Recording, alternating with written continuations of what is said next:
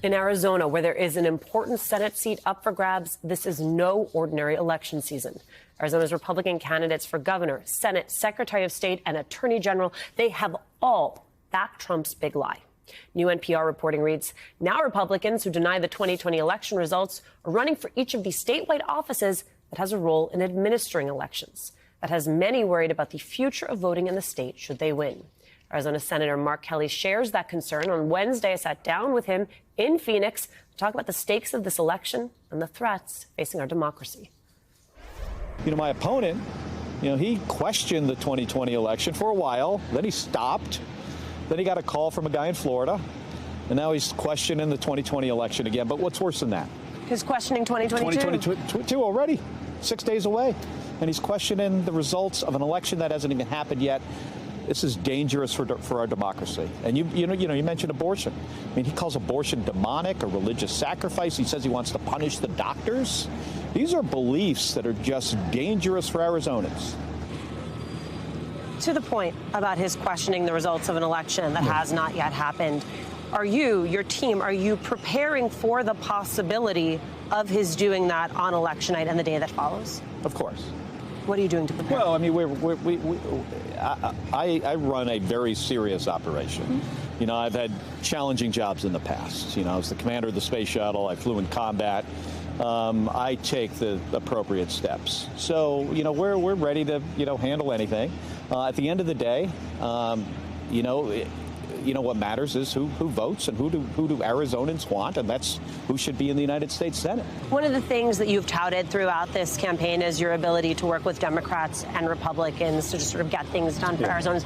On the question of immigration, which is, of course, a big issue in your state, can you name a Republican who you feel you can work with on immigration? Absolutely. John Cornyn. James Lankford of Oklahoma. I have worked with them on immigration. I have legislation with James Lankford on the border. I speak to John Cornyn about it. We're both from border states. We both know that this is a crisis and that Washington has failed Arizona and other border states on this for decades. And I've gotten more resources to the border. $1 billion for more Border Patrol agents, for more technology. In the infrastructure bill, we're going to upgrade the ports of entry, help deal with this fentanyl crisis. But also, it's going to help our economy. We need comprehensive immigration reform in this country as well. Business leaders that I talk to across our state often struggle to find the workforce. And on the question of dreamers, our state has tens of thousands of dreamers who I look at as American as my own two kids and deserve to be citizens. My opponent, Blake Masters, says that if he's in the United States Senate, dreamers will never become citizens. I think that's mean and un-American. I don't need to tell you that Latinos are going to play a critical role in this election, particularly in your election. You enjoy some of the highest favorability ratings among Latinos of all Democratic U.S. senators who are running this year. And so if you look at the numbers, my read on it is it's not that they're choosing between you and your opponent. There is a swath of Latino voters who are choosing between coming out and voting for you and sitting this one out. So to that subset of voters who aren't quite sure this election is worth their time, what is your closing argument to them? What is worth their time? I mean, I think all elections are. I mean, if you want the future of our country to be, if you're, let's say, a middle class or working class Arizonan, and you want the future of our country to be better for you and your family and your kids, I think the choice is pretty obvious. My opponent, he wants tax cuts, and he said this. He wants to double down on the Donald Trump $1.9 trillion tax cut for the wealthiest Americans and the biggest corporations. He stands with Big Pharma. I stand up to Big Pharma.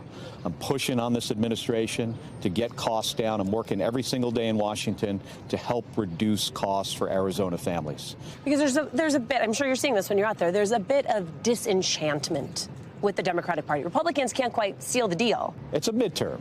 Yeah. I mean, it's always harder to get people out to vote in a midterm, but it's so critical. That's why, we're reaching out to voters, we're knocking on doors, we're making phone calls. I'm showing up at places where people vote, and And we're working really hard to get the vote out. I think there's a lot of energy. I built a campaign to win.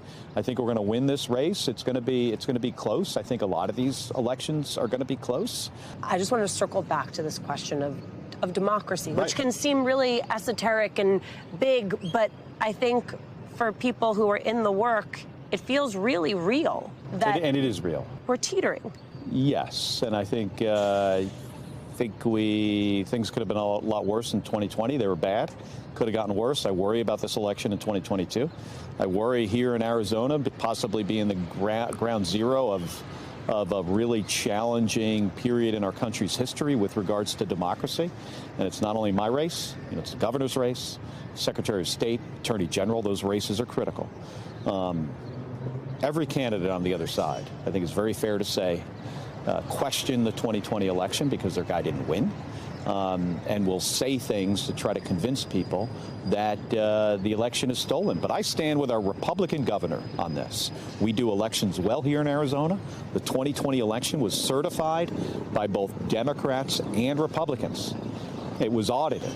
But to say repeatedly, like my opponent Blake Masters does, that election was stolen, it's dangerous to our democracy.